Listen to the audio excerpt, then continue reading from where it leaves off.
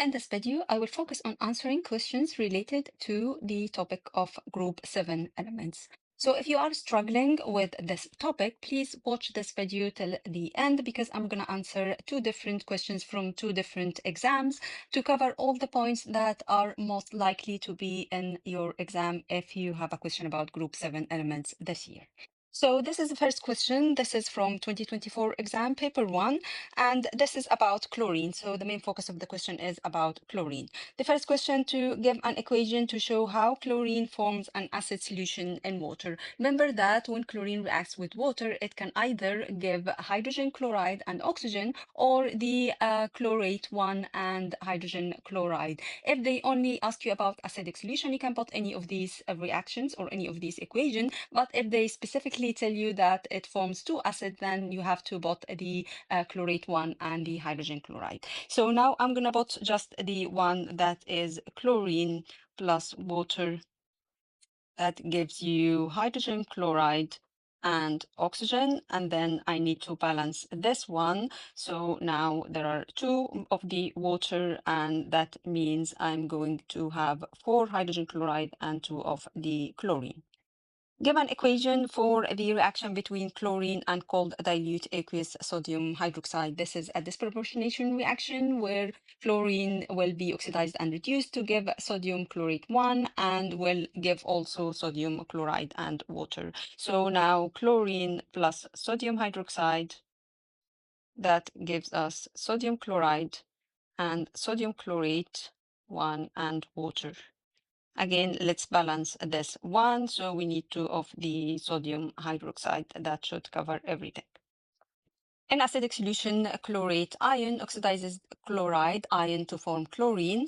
And now they ask you to deduce the half equation for the oxidation of chloride to chlorine and the half equation for the reduction of chlorate to chlorine and the overall equation for this reaction. The oxidation of chloride to chlorine should be very straightforward because it's just 2 of the chloride will give us the chlorine plus 2 electrons.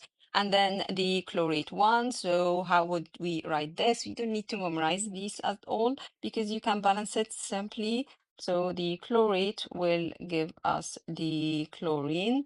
And now let's balance. First, let's balance the chlorine or the chloride. So we're gonna have 2 of these. Now let's balance the oxygen. We have in total 6 of the oxygen. So we're gonna balance it by adding 6 of the water molecules here. Now we need to balance the hydrogen. We have 12 hydrogens, so there are 12 hydrogens. And finally, let's balance the electrons. So we would need 10 electrons here.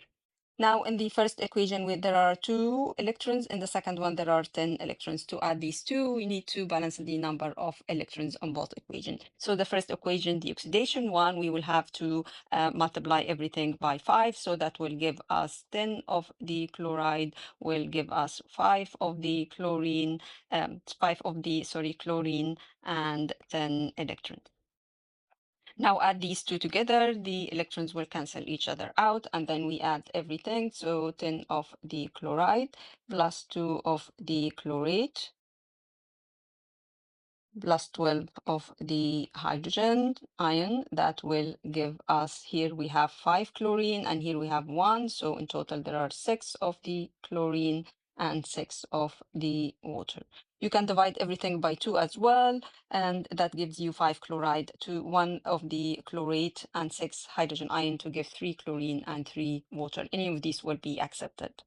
The next question is about the reaction between solid sodium chloride and concentrated sulfuric acid. Remember the reducing power of the halides. The reducing power of the halide increases as you go down the group. The chloride is not a good reducing agent. It will not reduce the sulfuric acid. It will just displace the hydrogen on the sulfuric acid. So the equation here is going to be sodium chloride plus the sulfuric acid. That will give you sodium hydrogen sulfate and hydrogen chloride. So what is the role of the chloride? The chloride hasn't been oxidized or reduced, so it's not a reducing agent or oxidizing agent. It's simply a base or a proton acceptor. So it acts as a base in this reaction.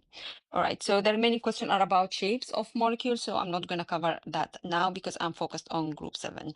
And now we have another exam question about group 7. The type of question is a bit different, but there are some similarity, however. The first question again is about chlorine, where chlorine is added to some drinking water to water supplies to decrease the risk of people suffering from disease such as cholera. State why the amount of chlorine added must be controlled. We know that chlorine is poisonous or is toxic, so we have to control the amount of chlorine. So you simply can say chlorine is toxic, and that should get you the mark. Give an equation for the reaction of chlorine with water to form solution containing two acids. So this is the same question we just answered. However, they now asking you specifically about the one that will give you the two acids. So we have to write the disproportionation one, which has a form of, which forms the chlorate one and the hydrochloric acid. So the equation here is that chlorine reacts with water, and this is a reversible reaction, by the way. So that will give you the acid of the chlorate one and the hydrogen chloride. So these are the two acids formed here. So this is the equation you want. Don't write the other equation, which gives you hydrogen chloride and water and oxygen, sorry. Then they ask you to explain with reference to electrons why this is a redox reaction. So this is a disproportionation reaction. Chlorine has been oxidized and reduced. So first, chlorine is oxidized by losing electrons to give the chloride plus in chlorate. And chlorine is reduced by gaining electrons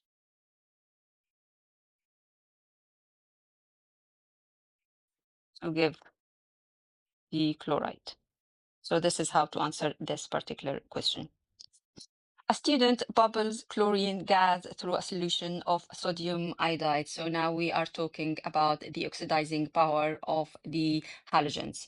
And we know that as we go down the group, the oxidizing power of the halogens decreases. So chlorine can displace iodide and bromide from their salts, but the iodine and bromine cannot displace the chlorine or cannot displace chloride. So now we are reacting chlorine with sodium iodide, which means that there will be a displacement reaction here and there will be a redox reaction. So state the observation. So the observation, sodium iodide itself is a colorless solution. And when you add chlorine to it, then iodine will be formed and iodine will turn the solution into brown solution. So solution turns brown.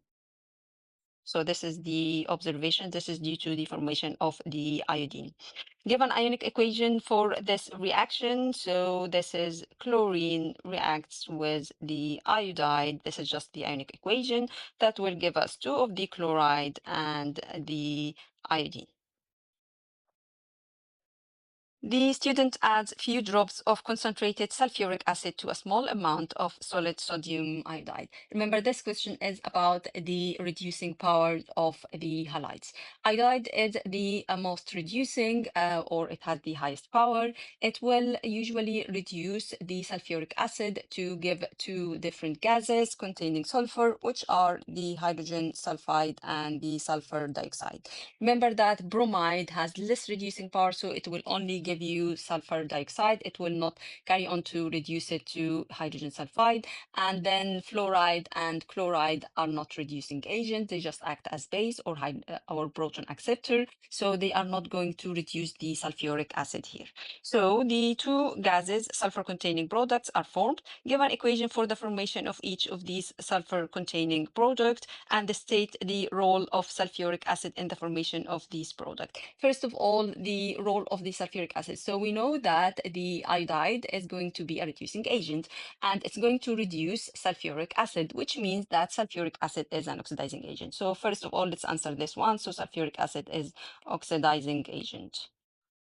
So now let's write the two equations. So you don't need to memorize this equation. You just need to know what are the products. We're gonna construct these equations from the two half equations. So the first one is the iodide is going to be oxidized to give iodine, and sulfuric acid is going, or the sulfate is going to be reduced to give sulfur dioxide. So this is the first one, and then we're gonna add the two equations together. So first of all, first one is the iodide. So two of the iodide will be oxidized to give iodine and two electrons, while the sulfate itself is going to be reduced to give sulfur dioxide. Now we need to balance this one. There are four oxygen on the left-hand side, two oxygen on the right-hand side. Need to balance this with water. So we need two extra oxygen. So two H2O. Now let's balance the hydrogen. There are four hydrogens on the right-hand side. So let's add four protons. And then finally, let's balance the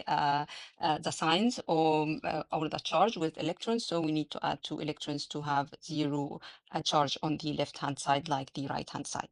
Now, both of these equations have two electrons, so let's add them together. So 2 of the iodide plus the sulfate plus 4 of the protons will give us the iodine plus sulfur dioxide plus 2 water molecules. Now we have everything balanced and we have this equation. The second equation is for the sulfate to be reduced to give hydrogen sulfide. So now we know the equation for the iodide. We don't need to repeat it now. So now let's focus on the reduction. So the sulfate will give us hydrogen sulfide.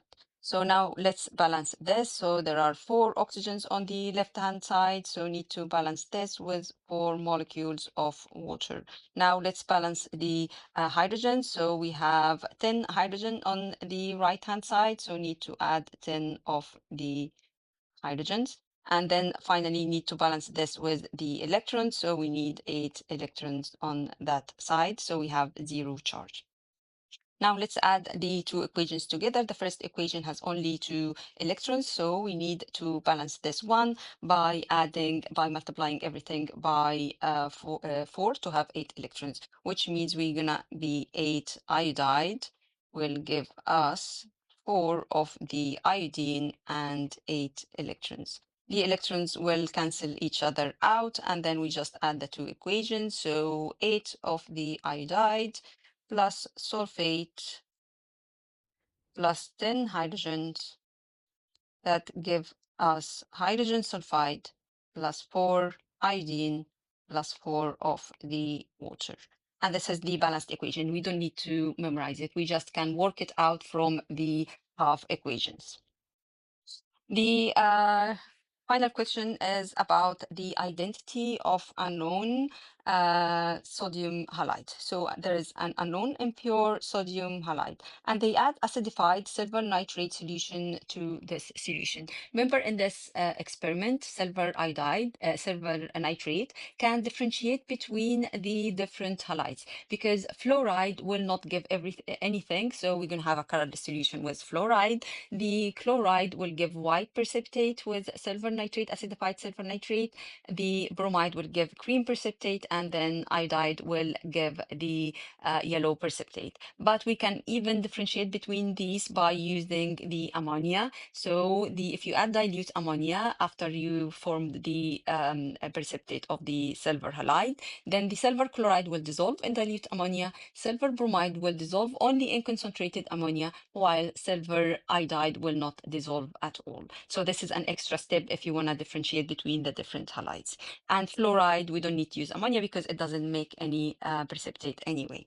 So what are the observations? The first observation is the bubbles. So the bubbles of the that has formed is due to the presence of the carbonate, because we used acidified silver nitrate. Normally we use acidified silver nitrate to exclude the carbonate, so it wouldn't make a precipitate with the silver.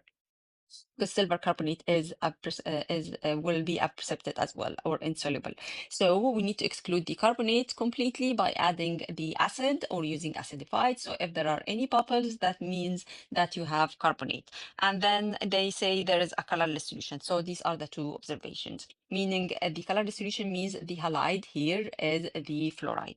So first of all, identify the sodium halide. So this is going to be sodium fluoride because we didn't have any precipitate form. Identify the gas. This gas is carbon dioxide that comes from the presence of the carbonate. Then they want you to give an ionic equation for the formation of this gas from the impurity. So the ionic formation, the ionic equation going to be the carbonate plus the acid, two of the protons or two hydrogen plus, that will give us carbon dioxide and water. So this is the ionic equation.